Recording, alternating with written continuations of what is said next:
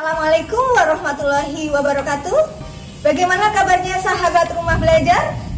Saya harap semua dalam keadaan sehat dan bahagia. Bersama saya Susmiati, kita akan belajar materi kelas 5, tema 1, organ gerak hewan dan manusia, subtema 1, organ gerak hewan, pembelajaran yang kelima. Sahabat rumah belajar, sebelum mulai pembelajaran, mari kita berdoa sesuai dengan agama dan kepercayaan kita masing-masing. Adapun tujuan pembelajarannya sebagai berikut. 1. Sahabat rumah belajar dapat menjelaskan ciri-ciri hewan avertebrata dengan benar. 2. Setelah membaca teks bacaan, sahabat rumah belajar dapat menentukan ide pokok suatu paragraf dengan benar. 3. Sahabat rumah belajar setelah mengamati gambar ilustrasi, mampu menjelaskan corak gambar ilustrasi dengan benar. Selanjutnya, sahabat rumah belajar, di bawah kandang kelinci, Edo melihat seekor siput yang sedang berjalan perlahan. Edo pun mengambilnya. Kelinci dan siput sama-sama hewan, tetapi gerakannya kok berbeda ya? Kelinci bergerak lincah, berlari, dan meloncat, sedangkan siput bergerak sangat pelan. Mengapa bisa begitu ya? Gumam Edo penasaran. Kelinci berjalan sangat lincah dan cepat, sedangkan siput berjalan sangat lambat. Karakteristik antara kelinci dan siput. Kelinci merupakan binatang vertebrata, lincah, cepat berpindah tempat, berlari, dapat melompat. Sedangkan karakteristik siput adalah binatang avertebrata.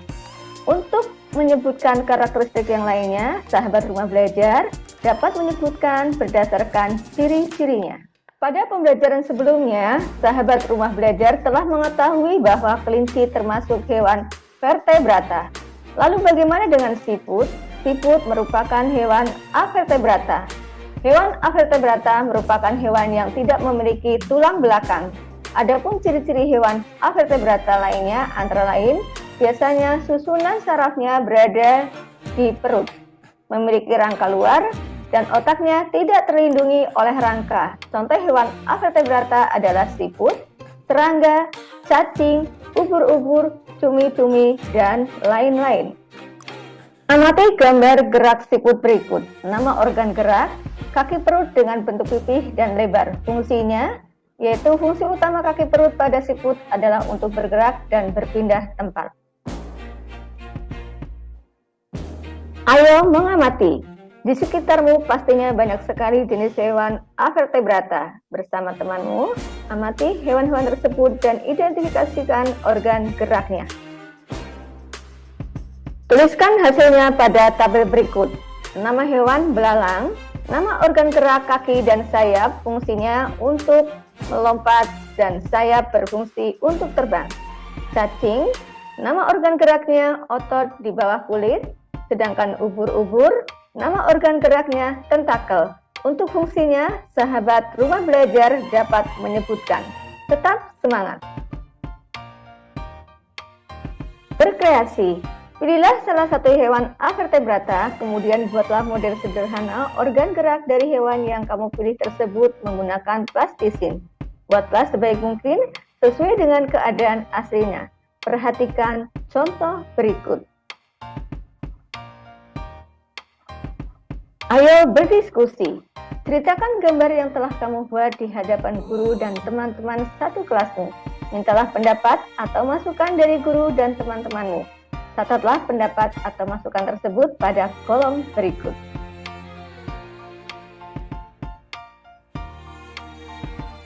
Sahabat rumah belajar, ayo membaca. Siput bukanlah hewan lemah. Siput menurut sebagian orang dianggap sebagai hewan yang lamban dan menjijikkan. Bahkan karena gerakannya yang lamban, tidak jarang orang membanding-bandingkannya dengan kelinci. Siput juga dianggap menjijikkan karena tubuhnya yang penuh lendir. Sebenarnya, siput memiliki kelebihan dan keistimewaan. Kelebihan dan keistimewaan siput ini merupakan karunia Tuhan yang tidak dimiliki oleh hewan-hewan lain. Apa saja kelebihan dan keistimewaan tersebut? Siput merupakan hewan yang berjasa dalam penguraian serpihan daun-daunan. Kenapa berjasa? Karena siput memakan daun-daunan dan menjadikannya bagian-bagian yang kecil atau serpihan, sehingga mudah untuk diuraikan oleh bakteri pengure. Jika benda-benda yang besar seperti daun berubah menjadi serpihan dan diuraikan, akan bermanfaat bagi kelestarian lingkungan sekitar siput berada. Hasil penguraian yang diawali oleh siput itu akan berfungsi menjadi pupuk alami sehingga tanah pun menjadi subur. Siput adalah sang pengembara yang mandiri. Meskipun siput berjalan lamban, namun siput memiliki stamina yang sangat bagus. Daerah pengembaraan siput pun sangat luas. Pengembaraan siput dimulai sejak siput menetas. Setelah menetas, siput langsung mandiri. Siput tidak lagi terikat dan bergantung kepada induknya. Siput memiliki pertahanan diri yang baik dalam beradaptasi dengan lingkungan dan mempertahankan diri dari serangan predator. Meskipun tubuhnya lunak, namun tubuh siput memiliki lendir.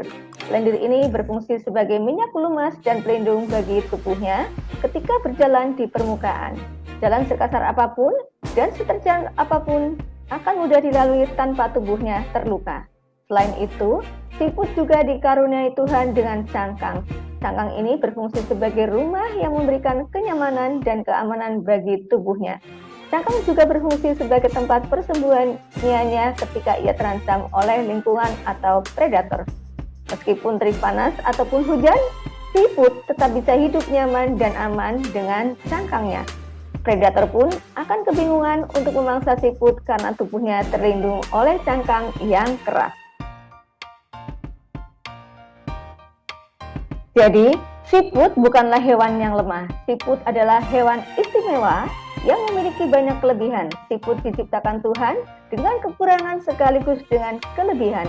Begitu juga dengan manusia diciptakan Tuhan dengan kelebihan dan kekurangan. Oleh karena itu, sahabat rumah belajar tidak boleh menyombongkan diri dengan kelebihan yang kamu miliki. Kamu juga jangan minder jika kamu kekurangan. Berdasarkan bacaan di atas, sahabat rumah belajar dapat menemukan ide pokok dan kalimat pengembang masing-masing paragraf.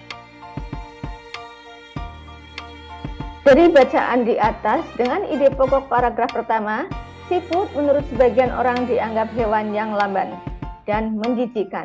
Dengan kalimat pengembang, karena gerakannya yang lamban, tidak jarang orang membandingkannya dengan kelinci.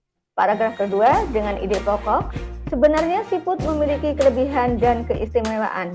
Dengan kalimat pengembang, kelebihan dan keistimewaan siput merupakan karunia Tuhan yang Maha Esa yang tidak dimiliki oleh hewan lainnya. Untuk paragraf ketiga dan selanjutnya bisa diisi oleh sahabat rumah belajar. Tetap semangat ya! Nah, sahabat rumah belajar telah berhasil menemukan dan menuliskan ide pokok dan kalimat pengembang. Sekarang, coba tuangkan isi bacaan di atas ke dalam sebuah gambar cerita. Selanjutnya, ayo berkreasi. Pada pembelajaran sebelumnya, sahabat rumah belajar telah mempelajari ragam gambar cerita atau ilustrasi. Dalam membuat gambar cerita, sahabat semua harus mengetahui corak gambar cerita atau ilustrasi. Corak gambar cerita atau ilustrasi adalah sebagai berikut. Yang pertama, realis. Realis merupakan gambar yang dibuat seperti keadaan aslinya, baik bentuk, ukuran, dan tata letaknya. Contohnya seperti lukisan berjudul Kapal Dilanda Badai karya Raden Saleh berikut ini. Sahabat rumah belajar, yang kedua, karikatur. Karikatur merupakan gambar yang melebih-lebihkan atau mengubah dari objek aslinya. Gambar karikatur menyajikan objek dengan karakter yang lucu dan aneh. Biasanya gambar karikatur mengandung kritikan dan sindiran. Yang ketiga, kartun. Kartun merupakan gambar yang berfungsi untuk menghibur dan berisikan humor. Gambar kartun dapat berupa tokoh binatang atau manusia. Yang keempat, gambar dekoratif. Dekoratif adalah gambar yang disajikan dengan mengubah bentuk objek aslinya namun tanpa menghilangkan ciri-ciri khasnya. Sahabat rumah belajar, ayo renungkan. Gambarkan kembali organ salah satu hewan vertebrata pada kolom berikut. Pelajaran apa yang dapat kamu ambil dari hewan tersebut? Sahabat Rumah Belajar, demikian pembelajaran hari ini. Terima kasih. Salam Rumah Belajar. Belajar di mana saja, kapan saja, dengan siapa saja.